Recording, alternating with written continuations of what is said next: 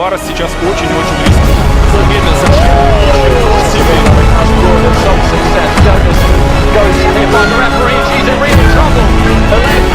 Und Notfall, da ist er! Da ist es passiert!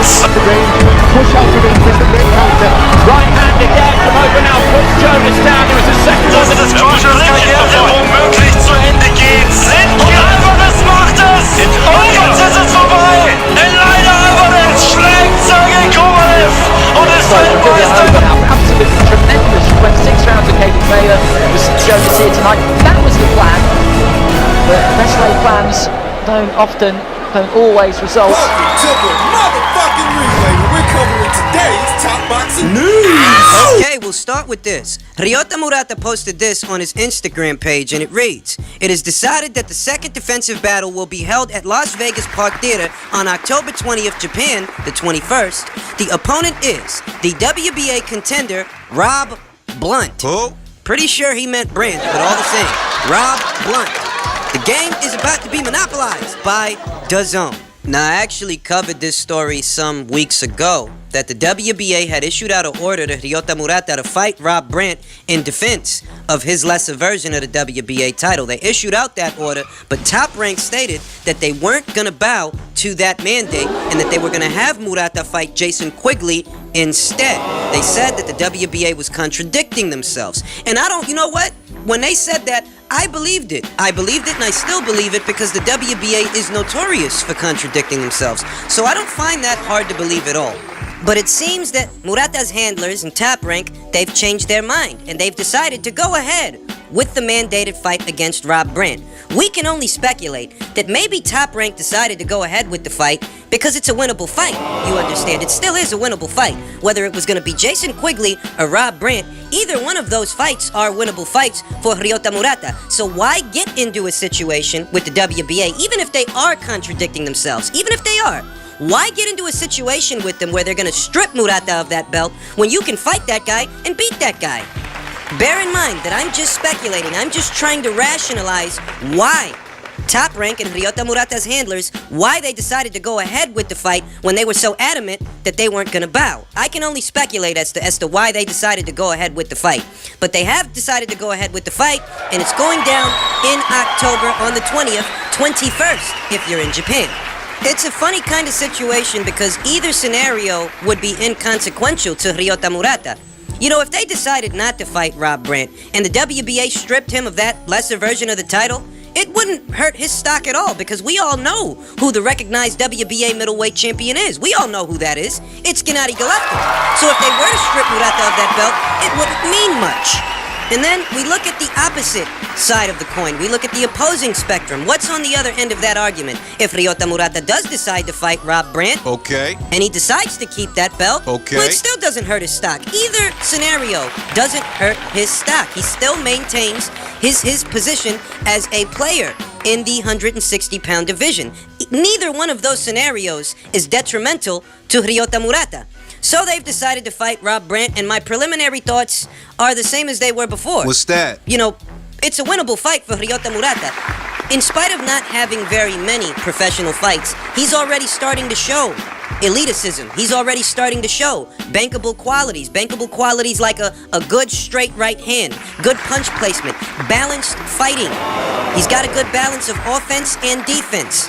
He already has the appearance of a fighter that is really coming together. The only gripe, and I've said this before, the only gripe I have with Ryota Murata is that he could stand to up the tempo a little bit, because when you've got that kind of power, you can get rid of a lot of these guys kind of early. And Ryota Murata does happen to have a very good straight right hand. He's got good punching power. So he could stand to, up the volume a bit. But, the reason that it's not that big a deal is because he doesn't have a lot of professional fights yet. So as he goes along, gaining experience and becoming more comfortable, he will become more fluid as a result. Thus, he will let his hands go more as a result. The kid's got a future. So I'll say this much. My preliminary thoughts in regards to the fight are I'm already leaning towards Ryota Murata. I like him for the fight. Could be by knockout or technical knockout. It could be. Haven't really decided on that yet. And I'll get into a full fight breakdown as the fight date approaches. We've got a whole, practically 2 months ahead of that fight to talk about that fight. So we'll talk more about that fight as the fight date approaches.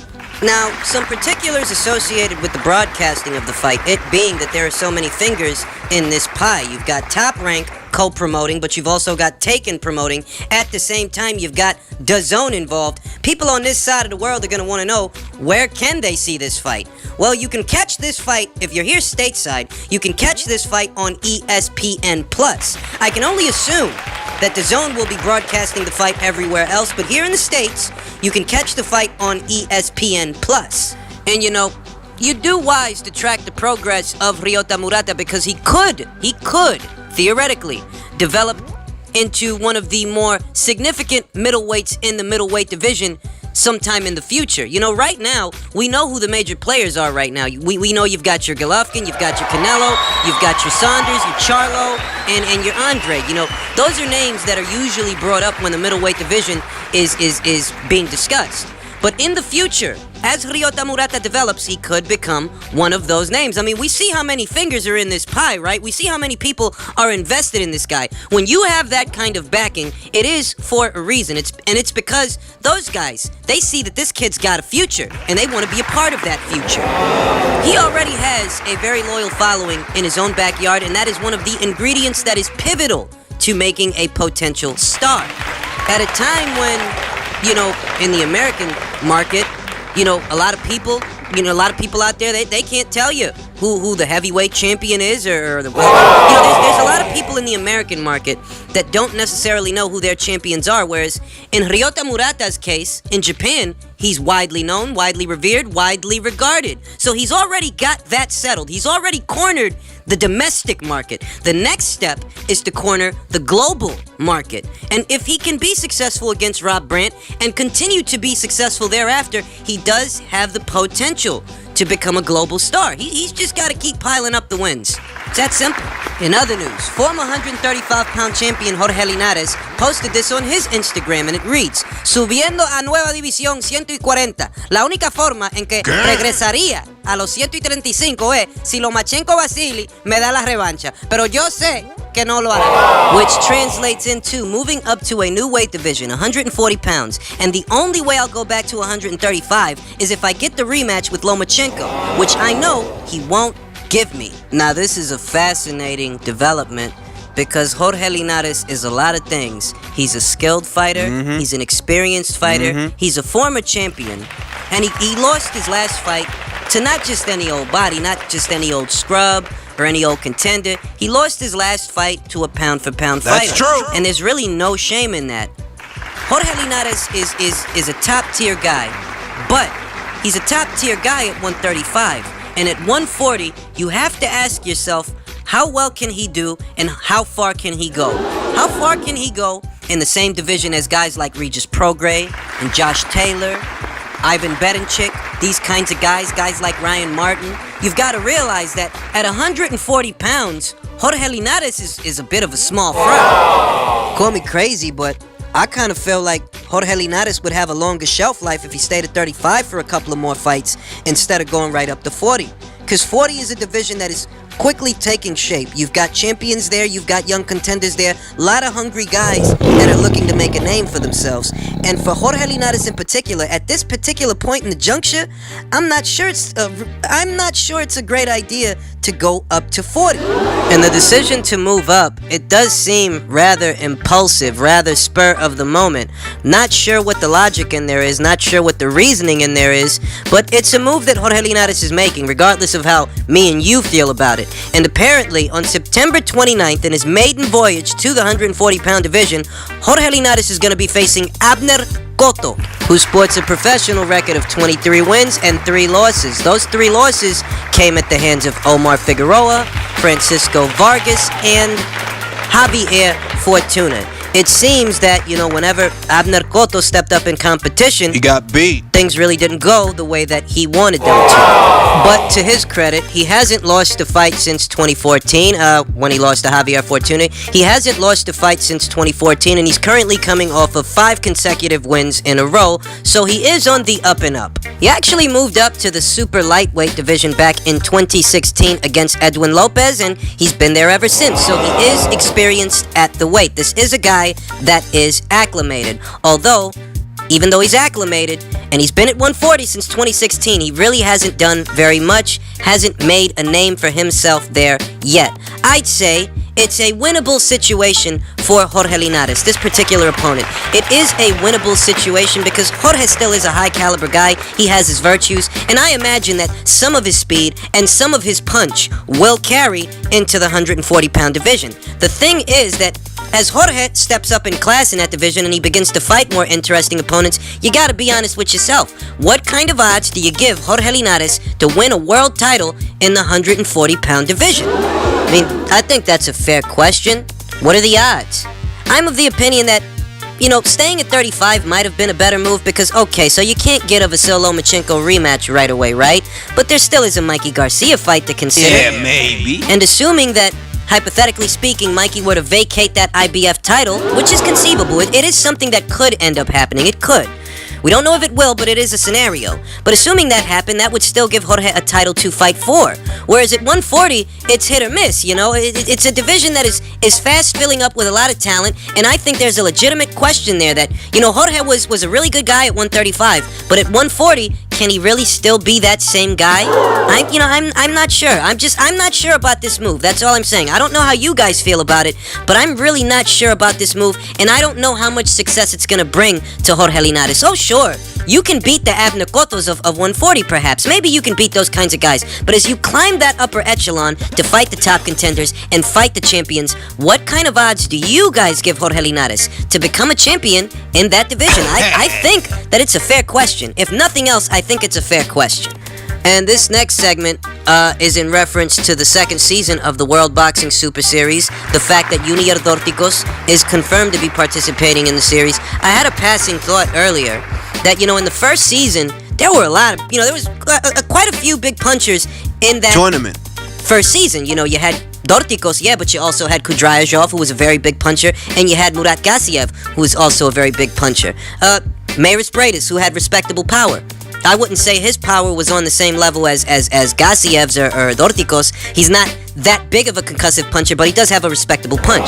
But back to the point, in that first season, you had a lot of heavy-handed guys. Knockout artists. Whereas in this second season coming up, you could argue that the most concussive puncher is Junior Dorticos. And that's intriguing when you think about it. That's intriguing when you don't have a Murat Gassiev there to contend with the concussive power of Junior Dorticos. That begs the question that if it comes down to Dorticos and Mairis Briedis, or if it comes down to Dorticos and Andrew Tabiti, who really has yet to fight an opponent like this, you understand? If it comes down to it, who do you think would win the fight? You gotta realize something. Don't let the Gassiev fight fool you into thinking that Dorticos is a bad fighter. Obviously, there's room for improvement. Obviously, there were some problem areas that were exposed in that fight. But for the most part, he still is a good fighter, and he still is dangerous. Any guy with that kind of a punch is dangerous. So, does that then mean that there's an argument for Dorticos to be the front runner to win this second season? You think back to when the Season 1 tournament was announced and the participants were announced, people had kind of already made up their minds as far as who they thought the tournament was going to come down to. Whereas here, it does seem a little harder to put together. It does seem like, these fights might be tougher to edge than those fights. They might be because, you don't have a guy like Usyk there. A lot of people thought that Usyk was going to win this tournament, you understand? Some of them changed their minds after they saw what Gassiev did to Dorticos, but people did feel that Usyk would at least make it to the final. Whereas here, it does seem a little bit harder to forecast. And what I mean is, I'm not looking at any of these guys. I'm not looking at any of these participants for the second season. I'm not looking at these guys and seeing an overwhelming favorite. I'm not looking at these guys and saying to myself that, okay, well, I know with some certitude that this guy's gonna make it into the final or that guy's gonna make it into the final. And that added bit of intrigue makes this interesting. That is this Junior Dorticos' chance for redemption. Is he the front runner to win this thing, or would you say that Maris Breidis is the front runner to win this thing? You got Andrew Tabiti there, and Andrew Tabiti's a good, well-rounded fighter, but he's more of a dark horse because he'll be stepping up in competition just by participating in this thing. So I don't think of him as an overwhelming favorite either. If nothing else, I'll say this much. This is definitely going to require some thought. This really is going to require some thought and a closer look at each of the combatants, because I'm looking at these guys and I don't see an overwhelming favorite. The only thing that really comes to mind is that out of this pool of guys, Dorticos might actually be the most concussive puncher among them, and that is encouraging in Dorticos' case.